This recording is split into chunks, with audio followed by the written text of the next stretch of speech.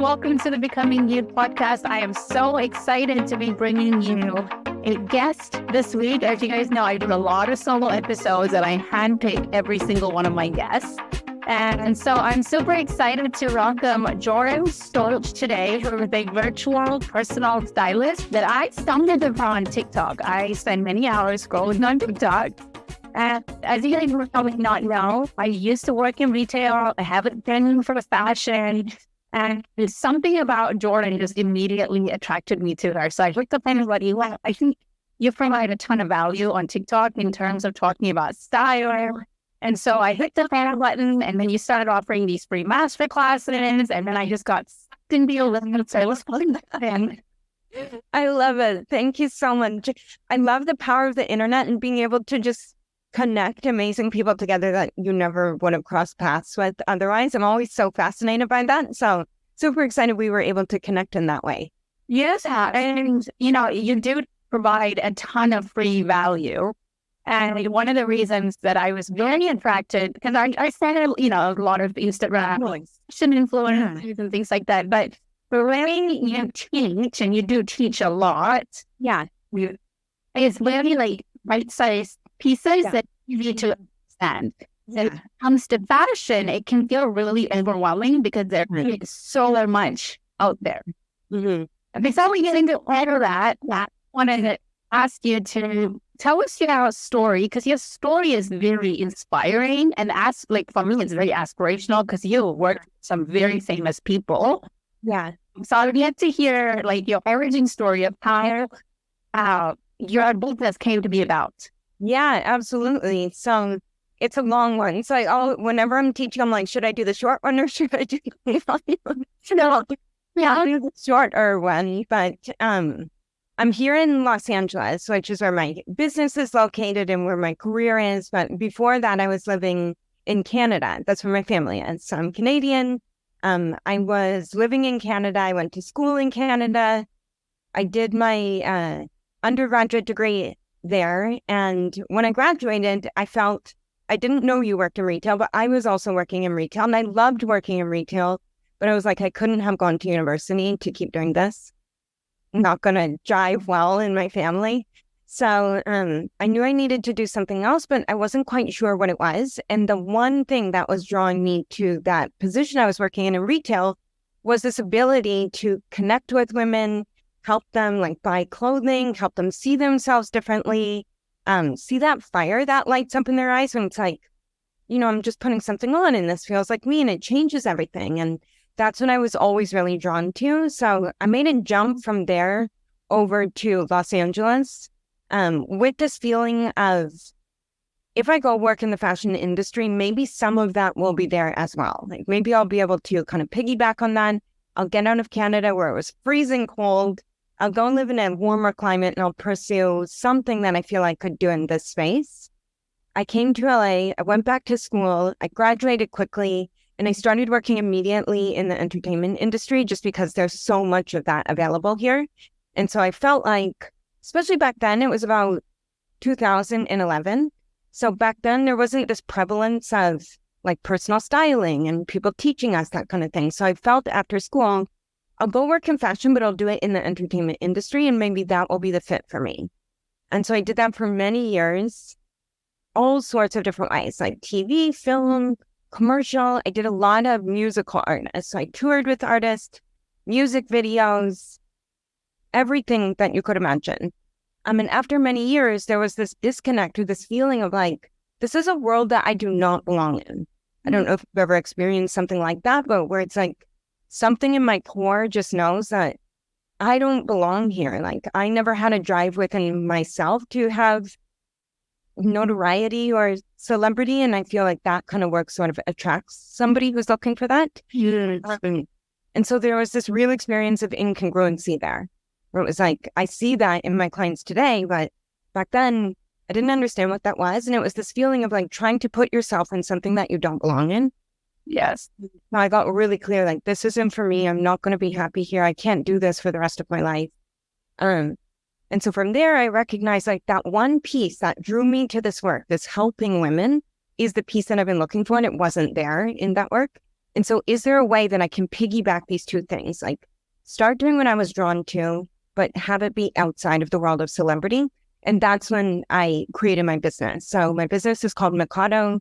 I always get asked questions about the name of the business. So MiKADO in Japanese means emperor or empress. And at that time when I started my business, it was a full service, in-person, concierge, white glove business. So did everything for our clients in person. And a team of stylists, we traveled to where our clients were. We shopped on their behalf. We did everything. So the name came from that. And it was really like the backbone or just this view of like providing this level of service to our customers. And from there, I really was able to transition out of the world of celebrity and into the world of personal styling, leave everything behind until COVID came. And then it was like, so many people have the story, this version of the story, but this overnight, like everything being gone. Because it was a in-person, like in the home of a client. Wasn't even just a lot of personal stylists will work with their client in the mall. This was like in the home, touching everything, touching the client, having a tailor there, like everything, number one. And number two, it was all based around clothing. And this was the time in everyone's life where they were like, I get to work in pajamas now. So the need for clothing wasn't there. And just overnight, it was gone. Like, not even an exaggeration, just gone. I imagine how scary that must be. It was scary, and on so many different levels. It's very dark. It's like when I think of that time, there's still so much heaviness when I think of it. It was so dark for so many months. Until I recognized that, this work that I'm doing with women in person, there must be a way that I could also do this virtually. Like, it won't be the concierge level of service. That part will be gone because I can't do it for them. I can't go to the store and shop for them, but I could teach them how to do it. And that's what I've always been really good at, teaching. That's why now I do a lot of that in my content, like teaching people that A plus B will equal C. And if you just know these preliminary steps, you can generate the result at the end. Because it's never been about, if you know this in my content, it's never been about my style or like trying to get somebody to achieve something about me. It's about teaching somebody those fundamental steps so that they could do it themselves and pull out of themselves what's authentic to them. So by the top of 2021, I was able to shift into virtual. And since then, I haven't looked back. I haven't brought back the other facet of my business because this one, I'm just able to reach so many more women this way. So it's beautiful. And I think in every dark moment comes something on the other side. Like if we can hold the faith and the trust and knowing that there's a lesson here and on the other side, there's something beautiful. That was really reinforced for me in that chapter of my life. And that's where I am here today. Yeah. There's so many aspects to your story that I can resonate with. It's also super inspiring, through my lens as a life coach. Yeah. I coach my clients to do, which is within every painful period in our lives, there's always so much power. We let ourselves feel the darkness. I'm never about bypassing about the dark time. Those are when we do suffer.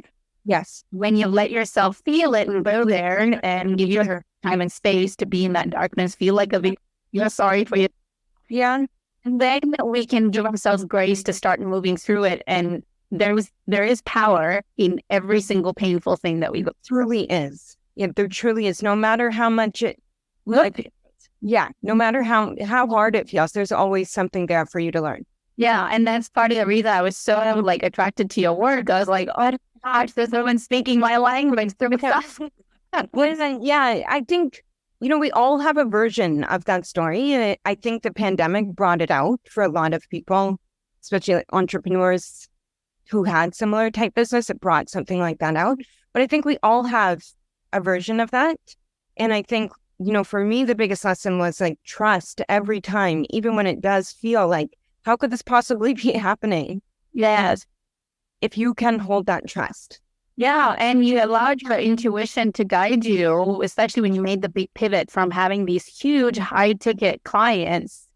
People when you tell, I work in the entertainment industry and you have a job like slash career that people follow it, right? Yeah. Millions of people doing what you did. Mm-hmm. Rapid from that takes so much knowing yourself and trusting yourself. Yeah, trusting yourself. And I think just wanting something more from your life, like this knowingness, there has to be more than this. So if I'm not fitting in here or this doesn't feel right, there's something wrong, then even if I don't know what the alternative is, it has to be out there somewhere. Yeah, because I walked away from a corporate career and, in South Asian culture, like you made it with yeah, in the top, Fortune 10, Fortune 5 is what I was working in. And I ended all down and I was like, I don't know anything with it. Yeah. Yeah. And they asked me the exact what you were going to do. That's so much of having a husband that could support us at that time, which I think is incredible and even more brave what you did. Yeah. But, a lot of people expected me or expect us to have answers. And a lot of times you don't. It's kind of vague. Yeah. Yeah. I really believe in my life of this idea of just like, I'm going to push myself off the deep end and then trust that on the way down, I'm going to figure it out. Because if I'm going to wait to have everything in order and get a plan, I'm going to be waiting forever. So, then the same goes to we would be besties. I just know. Yes. I think so. It's the exact same life, but yes, everything that you're saying. Yeah. Yeah. So one of the things that I've found over and over in your free content and your master classes, especially because that's master classes is where you have the opportunity to dive into. Yeah. And then there's straight to the techniques or the strategies or what to do. Well, you always address the mindset first. Yeah. So let's talk more about that, right through that. Yeah. Yeah, I would love to. I think for me, when I look at the fashion or style industry as a whole, this is really the piece that's missing. And so I know that I've had the privilege of working with so many women now. And the one thing that they all have in common is this piece, like the piece around the mindset, the view of self, the view of what's possible for the self. And until that's addressed, it doesn't matter what you're doing. It doesn't matter how many techniques you learn or hacks that you're given on TikTok or, all trends that you learn or whatever it is. If you are holding a belief around the self that's like, I can't do it, I can't look the way I want to look, I'm too old to dress this way, I'm too young to look this way, there's something wrong with my body, the list goes on and on. If we're holding a belief that says that, it could be the most expensive clothes. And I've seen this in women, like put the most expensive clothes, then just give me the designer clothes or whatever it is, doesn't fix that. Mm-hmm. So I always want to shine a spotlight on that for women, even if we can't heal it or fully address it in, one class or one video. I think the awareness of it is really powerful because we can sit with, oh my goodness, I've been telling myself the story that says I'm too old to be allowed to consider doing something like this. I'm too old to be a woman who's viewed as beautiful or desirable or whatever it may be. I didn't even recognize that was there. And now that I could at least acknowledge that it's there and recognize it, I could start to address it. And then when I start to address it, I could start to give myself permission for, there are all these other ways that I want to dress, and that's open and available to me now. But I needed to see that other thing first. Otherwise, I'm just going to keep doing what I've always been doing. Yeah, I think a lot of women get trapped under this idea of, well, like if I just buy more stuff or I wouldn't buy the right stuff. Yes. And I'll feel good about myself. And we don't let ourselves explore what our style, as you call it, signature style is. Yeah. Because there are so many limiting beliefs that your clients and including in care. And I think we're just bombarded with them obviously on social media and in the media. I think in the retail industry also, you touched on it exactly there. We're just told buy something more. The problem is out here. Buy something to address it, and then we keep buying stuff and it's it's not really doing anything. I still feel it. I still feel it. And so I always want to tell people don't buy anything. Yeah. I tell this to my students all the time. I don't want you to don't spend $1 on anything. Until we can figure everything else out, get clear on what do you really like and what's getting in the way up there for you, why would we keep buying stuff? It's not going to do anything else. The solution, I think, is within you. And then everything else, the clothes is like the cherry on top. Yeah, I think you're the first stylist that I've ever heard say, like, just don't buy anything for a while. For a while. Yeah, for a while. This clothes are going to be there afterwards. Don't need it right now. Like, unless you have zero clothes, once in a while I'll have a student that comes in and she has like a big change in the body and she has just 2 things or something. Like, that's the exception. Everyone knows we don't need any clothes right now. Yours was a very unique process that I said you have it dialed in, like very distilled on how to walk your clients through to the end result. And the end result for most people is I want to feel really good in what I'm wearing. Totally. I want to know what to buy and invest, like what are the pieces that I need to invest in. And I want to know a stylist so that when I go shopping, I know exactly what to get. Totally. Yes. Right? Yeah. Can you share a little bit about like the step, like you have the center? Oh, yeah, I do. Yeah, I do. Because I think another thing that confuses women is they're just, again, bombarded with information. So it's like I'm consuming all this information. I don't know how to put it together. So for me, as being somebody who's not only really passionate about helping women see themselves, but also really passionate about teaching women how to understand, like the how and the why of something working. So I've been able to break it down in a way that it's a sequence. It's like, we need to do this in order to get this and to generate this result. So we could go over it quickly and then the Cliff Notes version, obviously a ton of free content and paid responses that walk people. Of course. Yeah. I'll walk you through the Cliff Note version. So first thing we always want to do after we've started to think about the mindset stuff, but that will kind of show its face everywhere along the way, is we really want to start to think about like, what is the image we're trying to convey? So you've watched some of my content and been in classes with me before. So you know that we've talked about like, if I had to start choosing some words, what would they be? Yeah. And for a lot of women, they never spent any time in that space of thinking about it. They may have said like, I want to be stylish or I want to look good or something, but they never went a little bit deeper to examine what might that be for me. And I think in a lot of the content that we consume online, we're told like, dress like me, the person, the influencer, like dress like me, just do this. And so we're fed something, but we're never really allowed to hold the space of like, what is it actually for me? So we would walk through like, what are some words? How do we want people to perceive us? How do we want to perceive ourselves? When I look in the mirror, what kind of words do I want to come back to me when I see it? We start to play around in there. And then from there, we start to look at, well, what would that actually look like visually? Mm-hmm. Show some words. Maybe you could tell me some words that show up for you.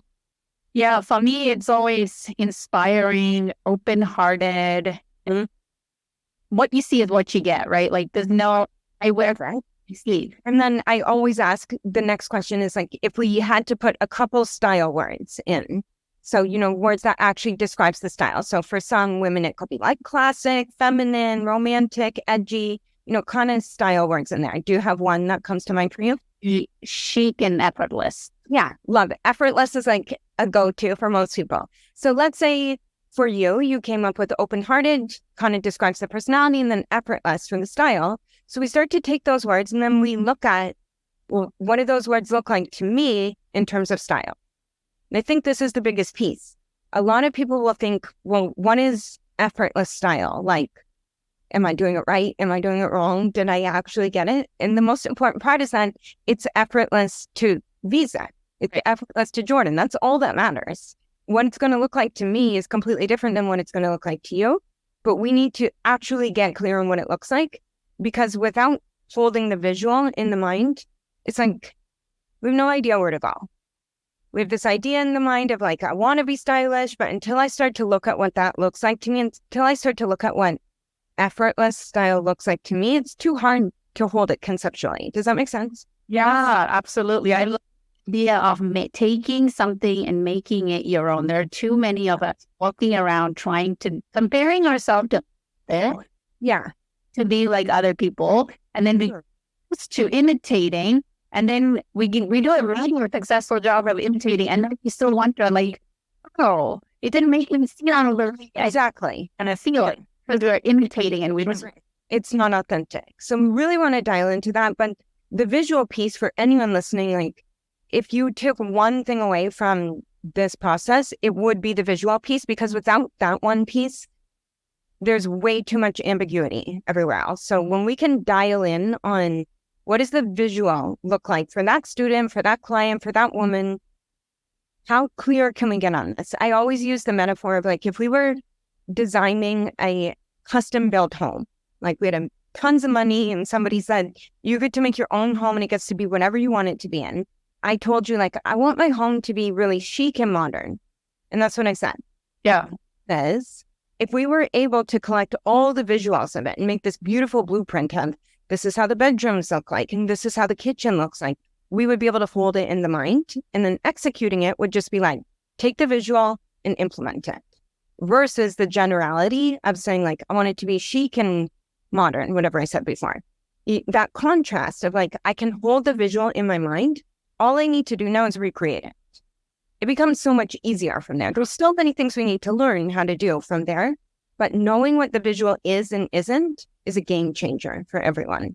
So I spend a lot of time here with my students and with my clients. This part of the process is a non-negotiable. So as you know, I always do this in Pinterest. I recommend to anyone that's listening, if you want to do this exercise, spend time in Pinterest. Like, so easy to use it. That's why I always do it on there. But like, just start collecting those visuals. If I pulled some words to describe how I want my style to come across and my personality to come across, go to Pinterest and see what I can find that aligns with that. Spend some time in there. So far, we're good on the process? Yes, I love it. From there, the next thing we want to start doing is not shopping. We want to start to see, what do I already have that kind of aligns with what I've been building here? So doesn't need to be exactly the same, but we just want to start to get ideas because we're so used to seeing our clothes in the same way. So how can we take some visuals that we start building and then sparking those ideas, like different outfit combinations? How can I start to play around with my style? How can I put things on the body in different ways to start to see, like, do I really want to do the effortless style or do I actually want to do something else? And I only know that because I started putting it on my body. So we spend a lot of time in there. And I would, again, encourage people to really do this exercise. Like, you know, you've done it with me before, and my students will always have a big breakthrough here because it's like, oh, I have all these clothes in my closet that I wasn't even realizing that I had, and I can put them in different ways, and they do actually represent the style that I want to create. So then from there, we spend time in that spot. The last big bucket we would focus on is what's missing between that third step and the fourth step. So if I'm using what I have and I'm trying to get this style and I'm seeing I've got the jacket, I've got the pants, I've got the dresses, but I'm really noticing like these coats keep coming in my visuals, or like these shoes keep coming up, or there's tons of skirts that come up and I don't own any skirts. That's when we start to think about shopping at that point, where we can be really intentional with adding anything that would bring that style to life that we don't currently have and strategically put it in. Not just going into the mall and being bombarded by impulse shopping and putting tons of stuff in, but starting to get really intentional with, I've got XYZ, how do I add in a few more things to piggyback off of what I have and get the most out of it? That to me is mind blowing because to go from there with an actual like shopping list of things that you need. Yeah. It's so revolutionary because we just kind of go. Yeah, we don't. And like, sale right like that's it. And it's designed that way. So I always take the blame off of my students and clients. Like, it's designed that way to get us to buy stuff that we don't need. So I always say, if you can get to that fourth bucket and you can know that you're going to the mall, like, okay, today I'm just going for, I saw wide leg pants that keep coming up in my visuals. I don't have anything that looks like that. I obviously need those. I'm going to get that. And then I saw the coat. The coats keep coming up. I don't have anything like that. I'm going to look for that. I'm going to go to the mall and I'm only going to look for those two things. When we can shop that way, we put like the blinders on and our mind filters everything else out. Like, it's like we go in the store, all I'm looking for is the pant and the coat. And that's it. And I just narrow in on that. I bring it home and then I know that this makes sense with everything else I have because I spend the time to build the visual. I spend the time to play with what I already have. And now I just mix this in. Oh my gosh. I love that. Great. Yeah, it's great. We don't need to spend tons of money on stuff. And it's very freeing too. I think it is. I really think it is. You get it now with no idea of what it is that you need, but you're just gonna go shopping and feel really overwhelming, and then before Overwhelming.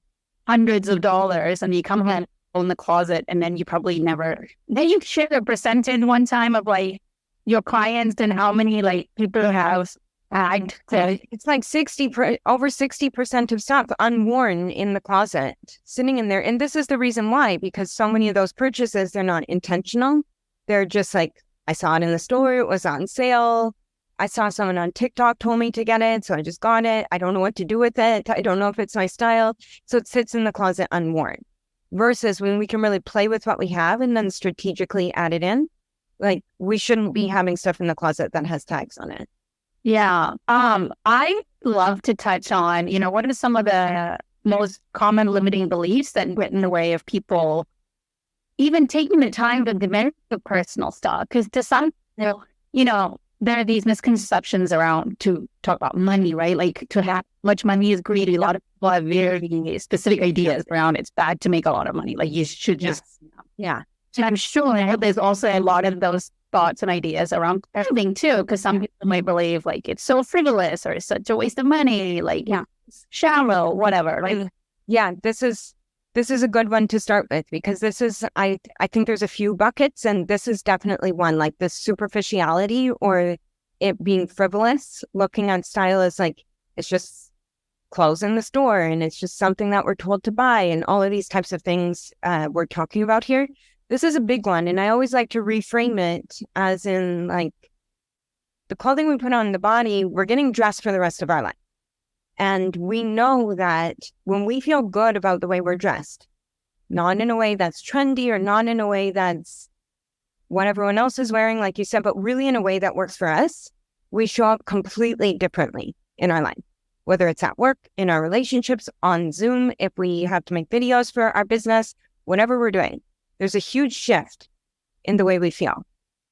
So I always try to remind people that it doesn't need to be superficial unless you allow it to be superficial. But if you relate to it as, this is just another tool that I have at my disposal to really help me feel my best, I think we can reframe it that way. I feel like we've all had that experience. I like to contrast for my students, like the first experience of being put together in a way that we really didn't feel great about. Maybe we were rushed, or we tried something and we went out and then it didn't work, or for whatever reason, we went out in something we didn't feel right. And we know the impact that had probably throughout the day. Yeah. Maybe you can call it, like, maybe something comes to mind for you. Definitely the times for me where I'm like, or even if I'm making videos for work and I'm like, I just don't feel great about this today. Like, it changes everything in the way you speak, your body language, all of it. And we contrast that with an experience of like, I put something on and this totally felt like me. Doesn't matter if it was in style or what everyone else was doing, it felt like me.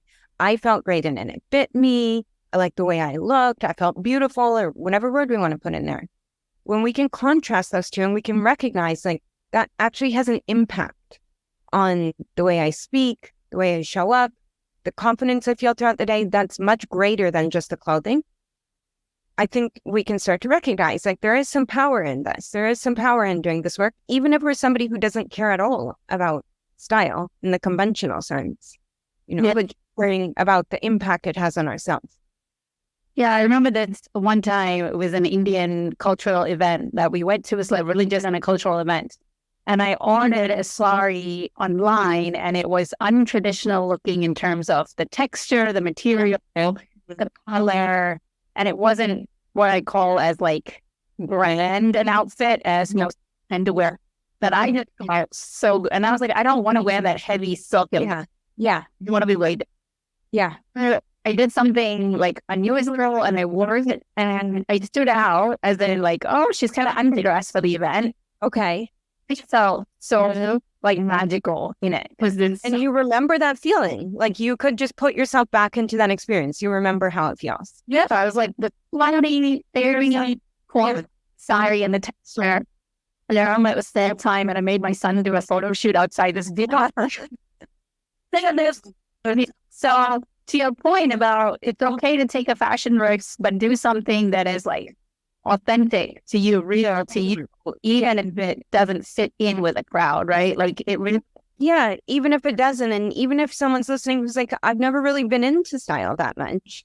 I always like to say it's not about being into style. It's just about being into what feels good for you, because I'm sure that day that you felt like that, it translates in other areas, like just the mood you have that day, the energy you have, all of it. So it doesn't really need to be about the clothing per se. It's just about the impact that it has on you.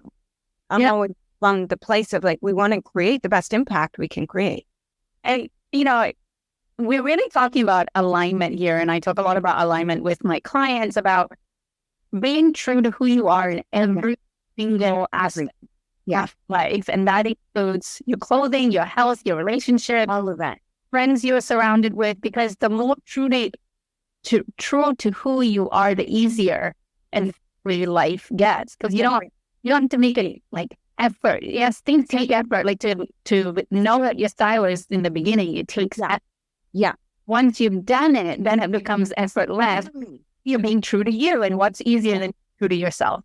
I totally agree. And I think it's similar parallel to when we think about health or nutrition or working out, like these kind of things, they also feel like effort in the beginning, but then they become second nature and they make us feel our best, and we get to carry them for the rest of our lives.